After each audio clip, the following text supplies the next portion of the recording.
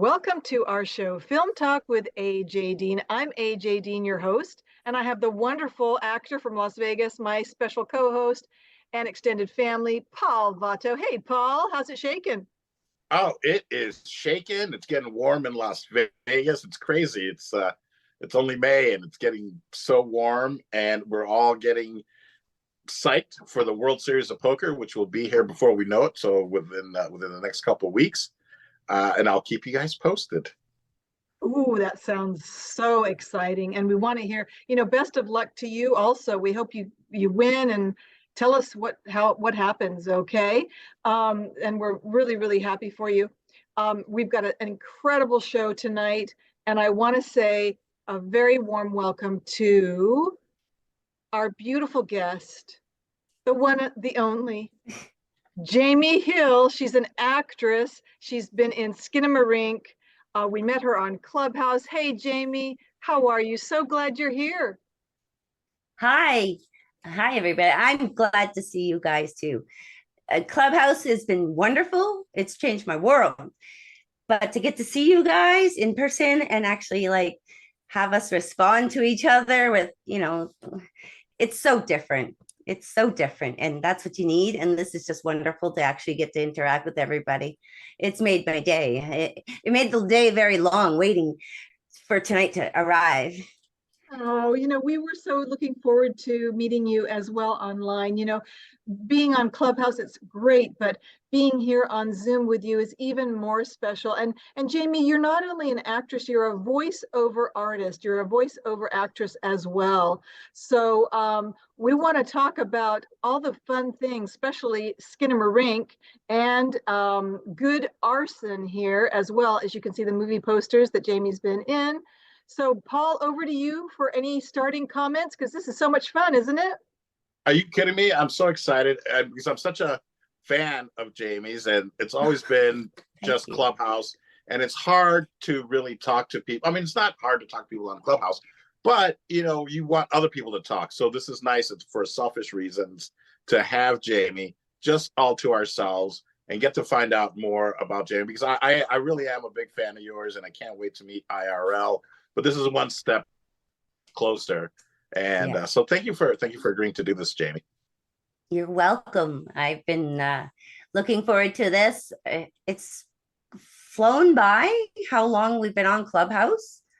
It blows my mind, really, because it went so fast. Because Paul, I reached out to you when Clubhouse was young, and I remember us talking about your cigars, and I've never been to Vegas. So I am so excited to come to Vegas because I've never been there. I can't wait. I'll wait. show you guys around. I'll show you around. I mean, I appreciate that. It's my city. So yeah, I can't wait. You. It's so exciting. Now you live in Canada, is that right?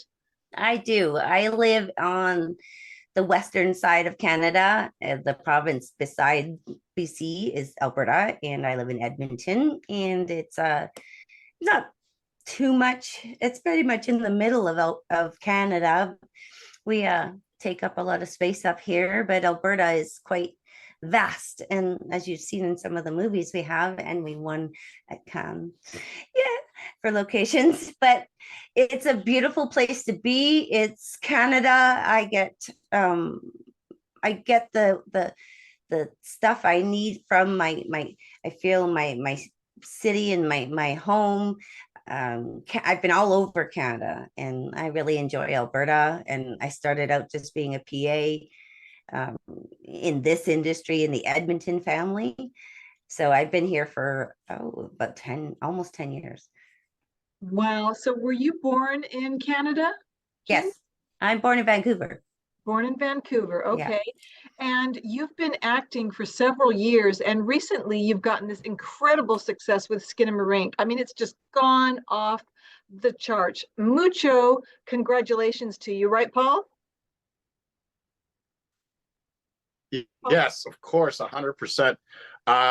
It's great because we've known you for quite a while, and you've always been successful, but it just seems like things are really, overnight success. It only took 10 years to do it. So congratulations. Thank you. Yeah, it was a bit of a surprise because I didn't really share a lot of my acting with you guys. I was usually just pretending to be a little Vanellope, and I could just sit there and talk to you guys like the little girl that I always am. But now I can actually like talk about, I actually like scaring people, and I'm also a haunt actor. And we fundraised for the food bank, and I've done stuff for the community just to have fun. So it's just been about 5 years of that, and I'm really going to miss the haunt because I'm not going to be able to do it anymore. Rutherford Manor Haunted House was my haunt, and they retired last year. So this year is on to newer and better things, which I'm at some really cool horror conventions this October. So we'll see how that goes. That's so exciting. And I know you're going to have so much fun because you're going to meet some great people and it's going to be so good for you. And I'm sorry that the previous haunt was closing down, but you've got much more, you've got other ones to attend to in the future. So we're really, really happy for you, Jaime. And we see some bright blessings coming towards you, some really great things. I know that will happen in your future, Paul, and I believe that for you. I did want to talk about good arson. Now, did this come before Skinamarink? It did. Like talking to this writer director started before him, and he's been making this for a long time, and he had been thinking about how he could mold it in, and he had written the script, and then I had sent him a message. COVID happened, and it was probably 2020, and I was just checking in, because I'm kind of the person that checks in with people. Kind of have a mental health background, so I'm always wondering if my friends are doing okay. So I sent Alan a message. Alan Wilson is my friend that's done the writing and directing. How you doing? And he knew I was a mom role. I've been typecast for a little while because that's how Kyle knew me, as a mom role also in other things. So he also knew me as a mom role, and I joked with him. I said, "So Alan, when are you going to write me in as a mom?" Yeah. And lo and behold, Alan wrote me in as the mom on Good Arson. Ta-da. So it was Fantastic. cool. So where can people see that, Jaime? It's not out yet. It's in film festivals starting very, very soon. Only the trailer is out. And he has a few select pictures that we have. I'm thrilled. I can't wait because this is a total different actress than what you guys are used to. Yeah, yeah. I think I'm excited to see it. I can't wait. And also, you do have an incredible a voice range, and you can do all sorts of different characters, which you just did one of them a moment ago. You're so talented. And have you always done that? Have you always had that knack? Yeah, I've always been a parrot. I'm on the spectrum. I have ADHD, and I just got diagnosed last year, but I already knew for a long time. So And Jaime, how would you parrot me? well, I copy how people talk and how people act. So when it came to my films and everything I was doing, I would just respond and parrot people and learn music or learn the jingle of the song or certain songs. I was born in the 70s. So there's like Aiko Aiko, and there's certain songs that are just stuck in my head, and I rewrote them. Oh, that's fabulous. And I would like make little songs. I remember doing a strawberry tea in grade 1, and I sang a song Wow. that I wrote.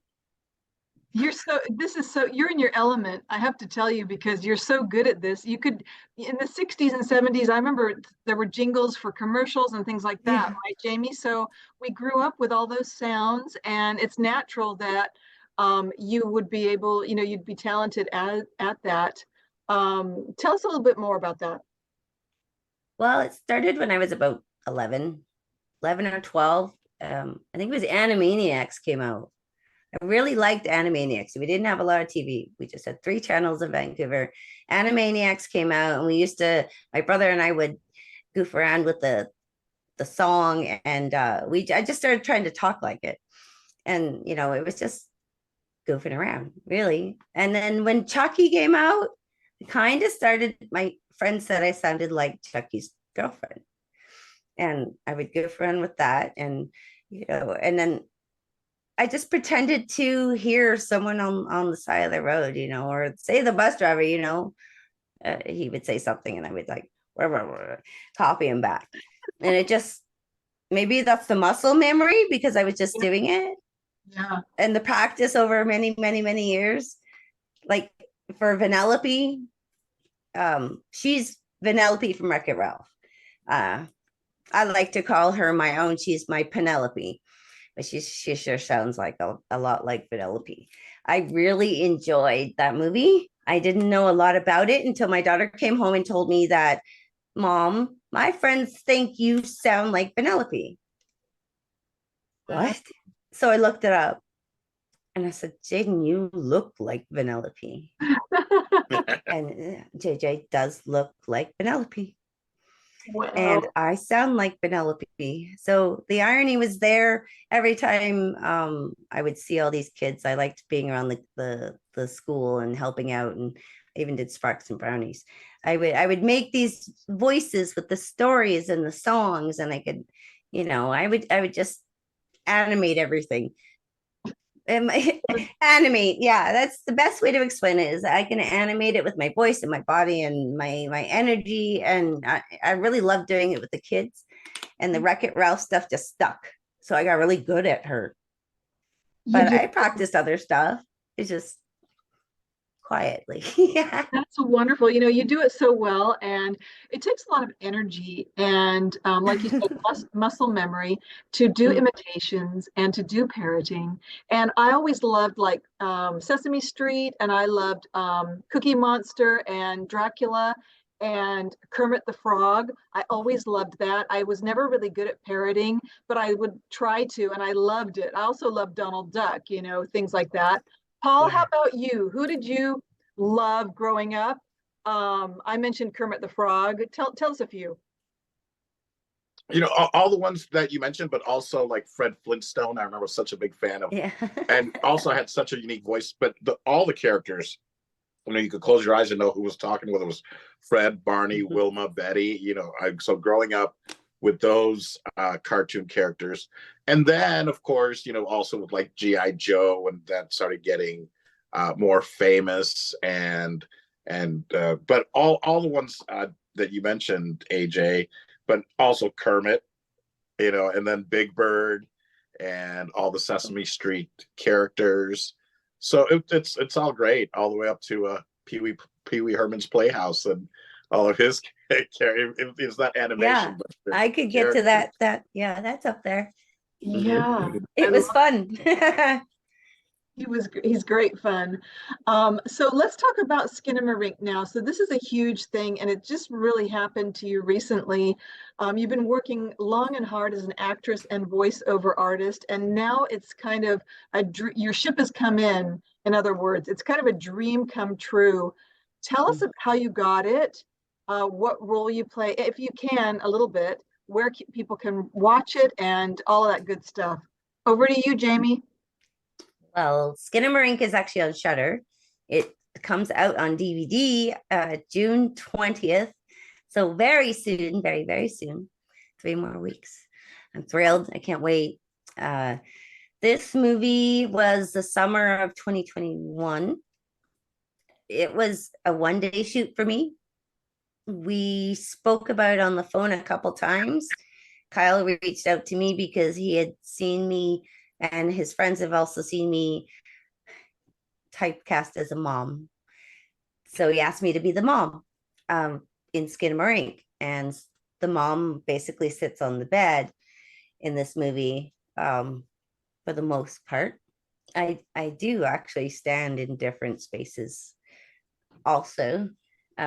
The movie consists of many, many minutes staring into different places, whether it's up in a corner of a ceiling or say into the side of where the bathroom and the closet in the bedroom is, maybe where a face would come out.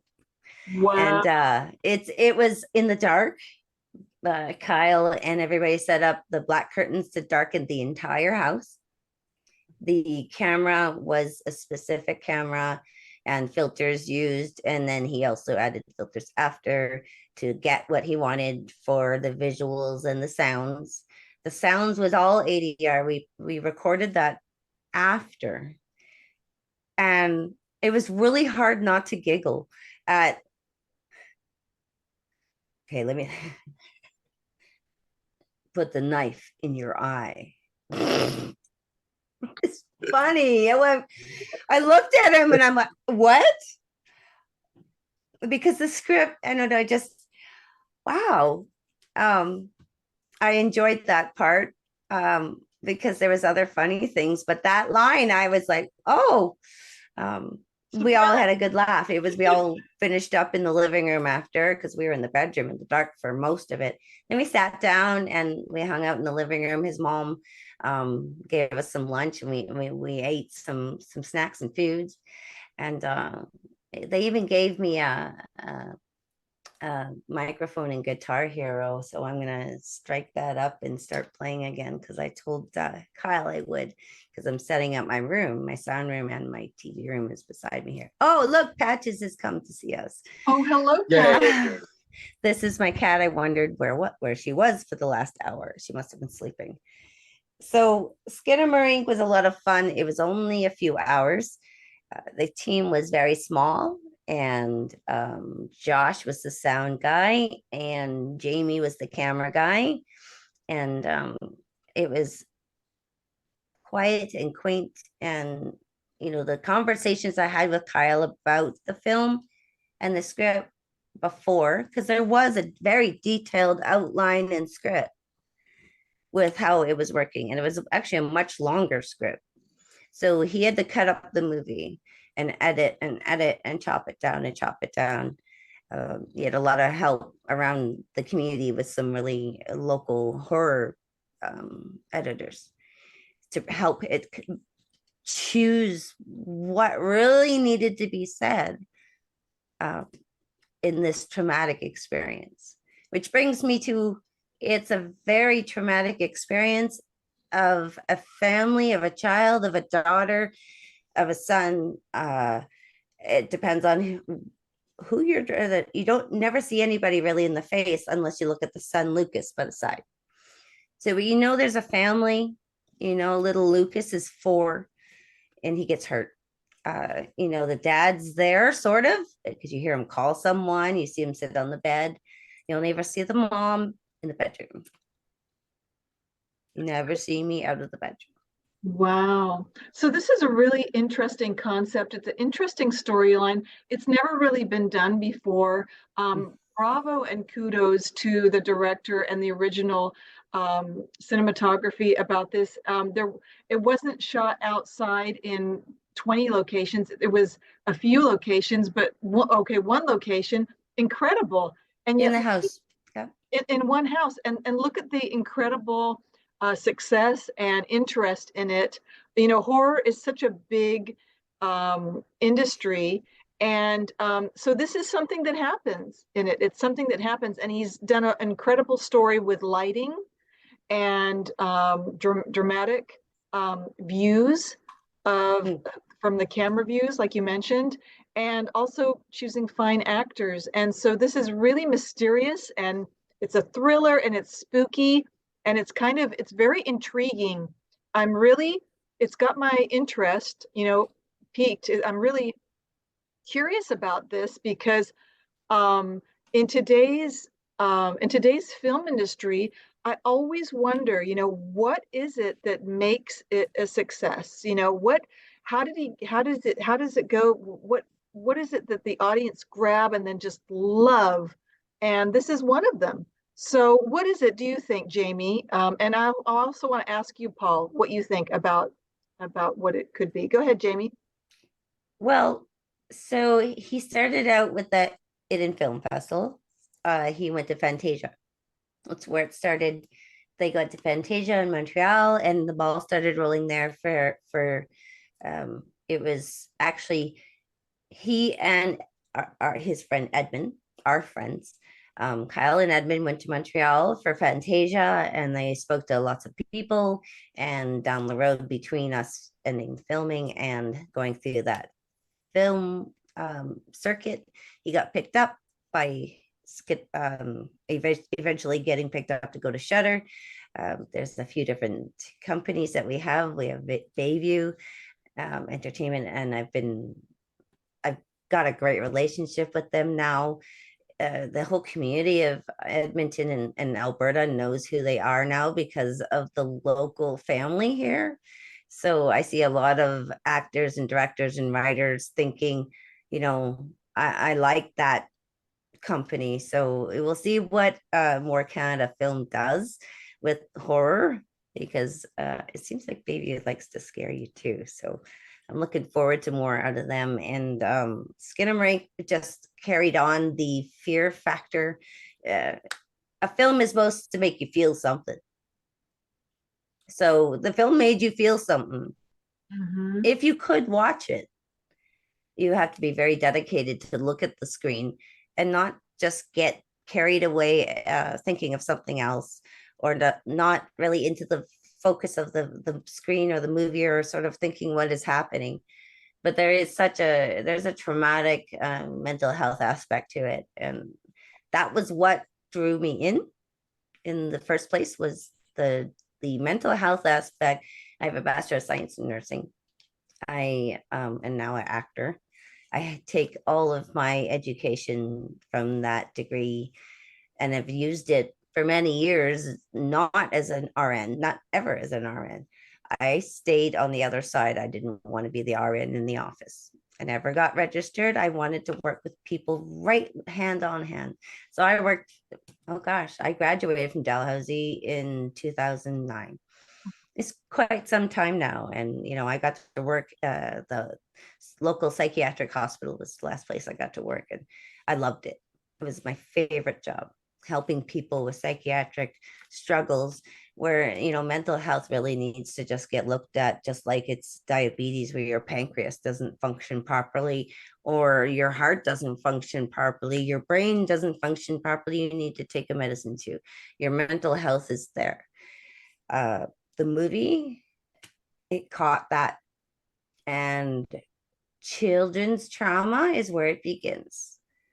The fear of the dark, I was afraid of the dark, so this movie scared me. I scared myself in the movie. I really did. I there was a couple times, like, I knew it was coming up. I just couldn't remember when it was going to happen. And then, yeah, I just, right? I just right in the theater, because I got to go see it in the theater with my friends. And yeah, it was great. It was great. So that congratulations, that a wonderful emotion, like you said, is what films are to, that communication to make you feel something. Paul, over to you. What do you think makes a blockbuster hit, Paul?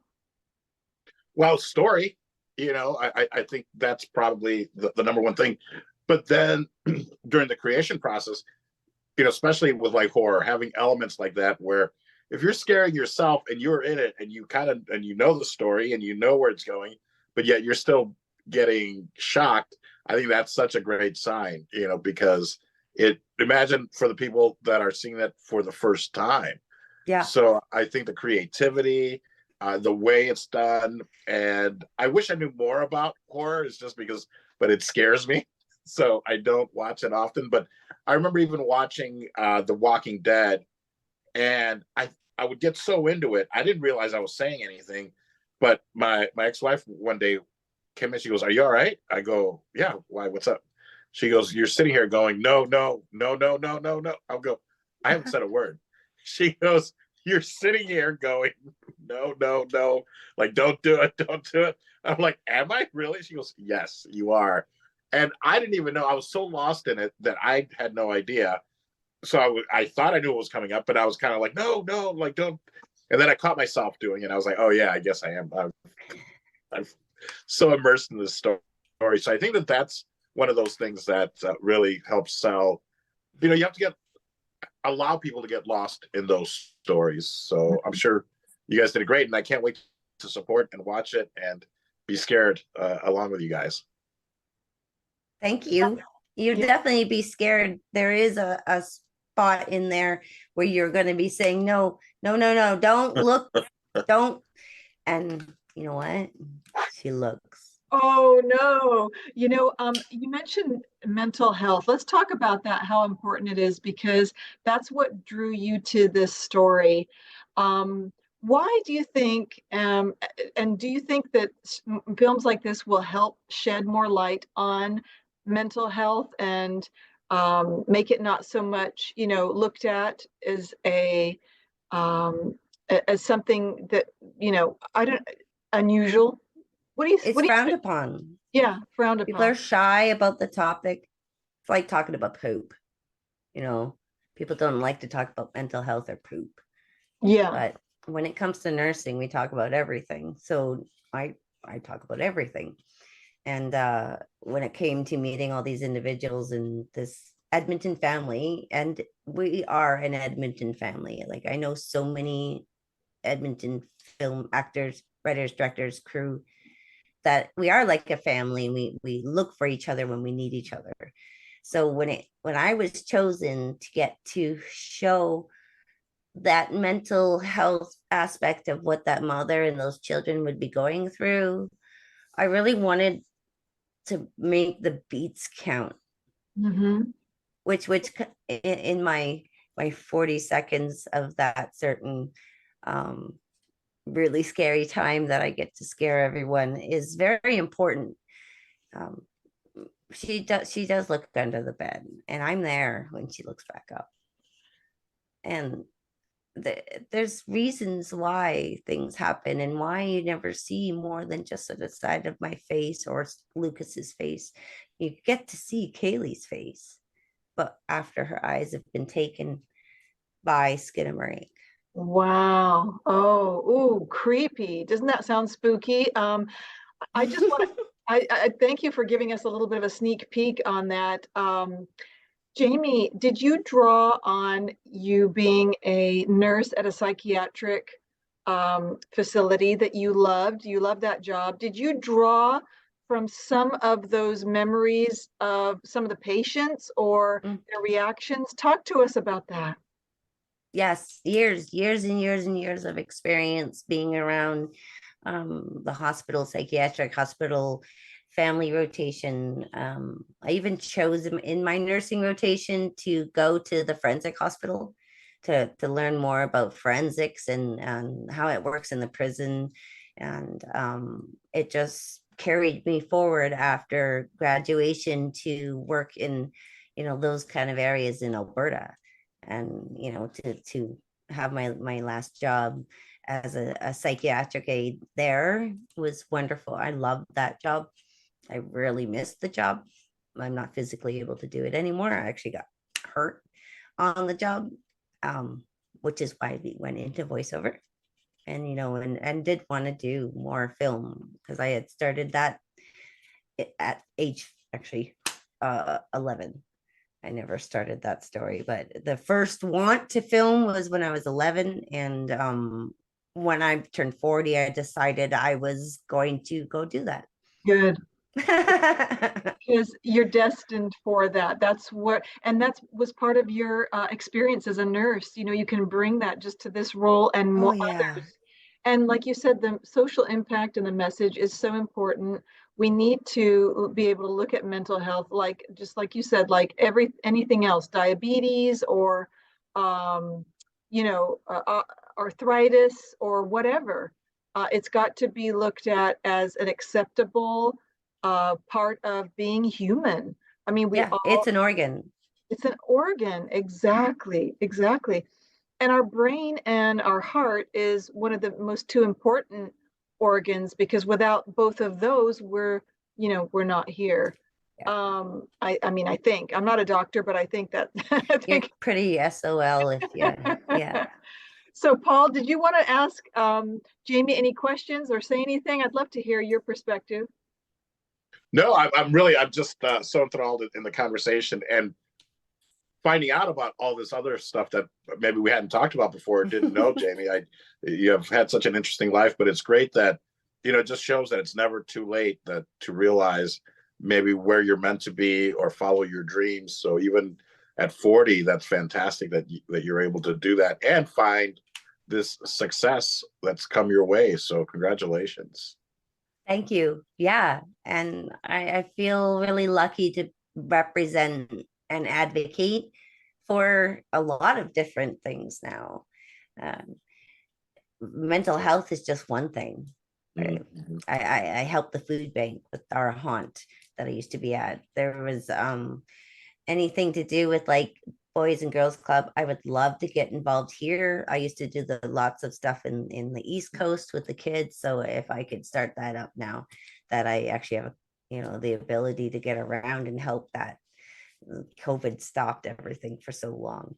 And, Sure. just doing stuff in my community, but being in film wasn't the plan. It was nursing and it was neonatal nursing. So I really loved all of nursing. I loved the mental health part.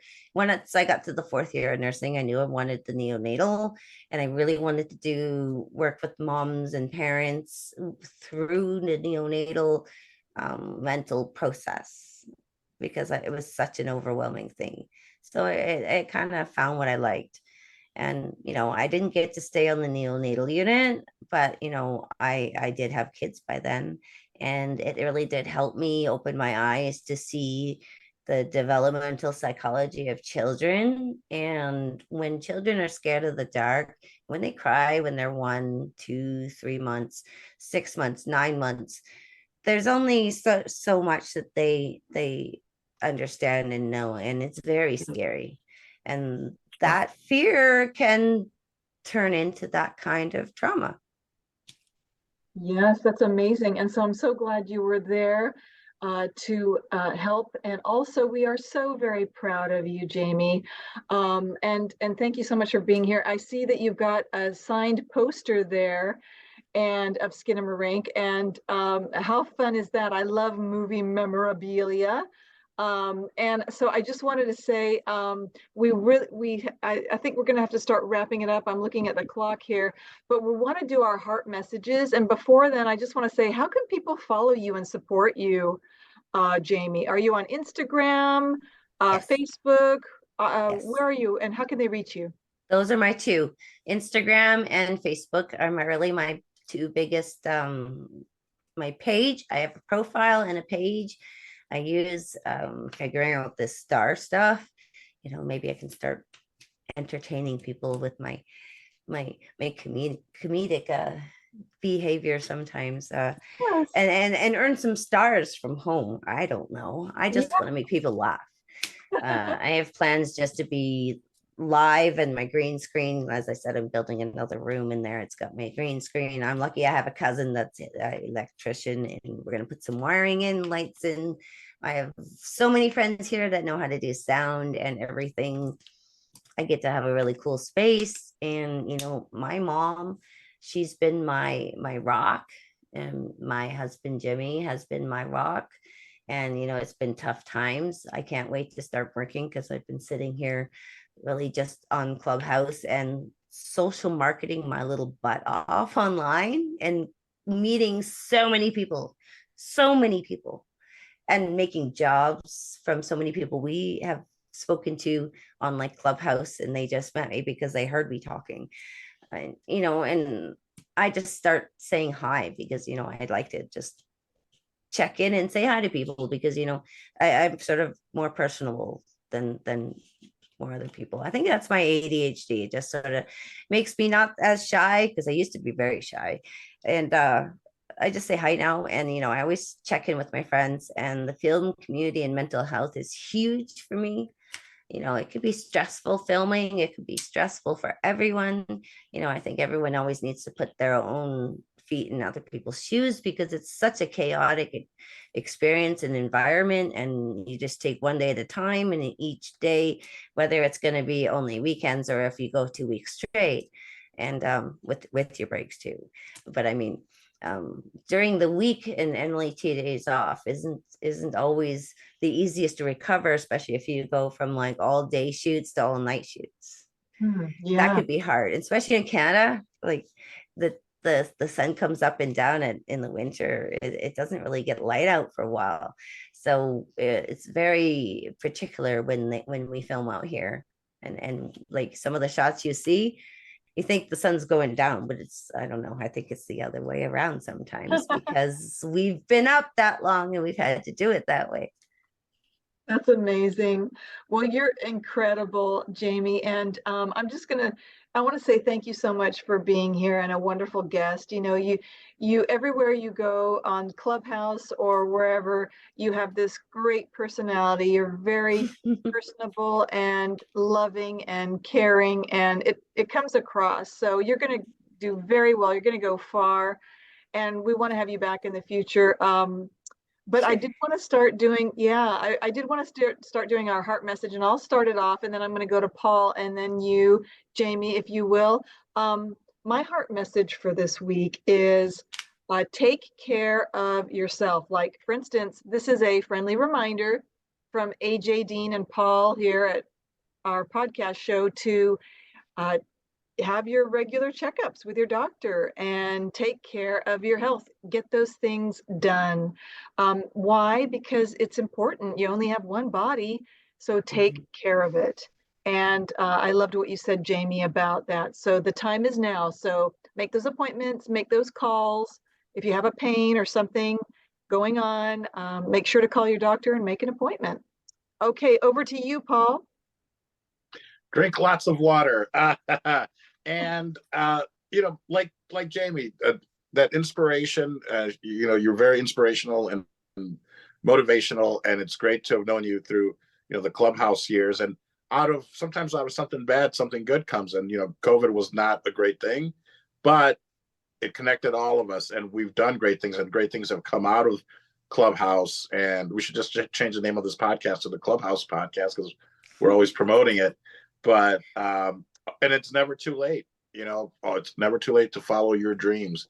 So if it's something you wanted to do since you were a kid, don't remember, it's still fun to play like a kid. I mean, that's what Del Close taught us in Chicago when I was studying improv, is that adults sometimes forget to play. So Mhm. it's good, and it's never too late.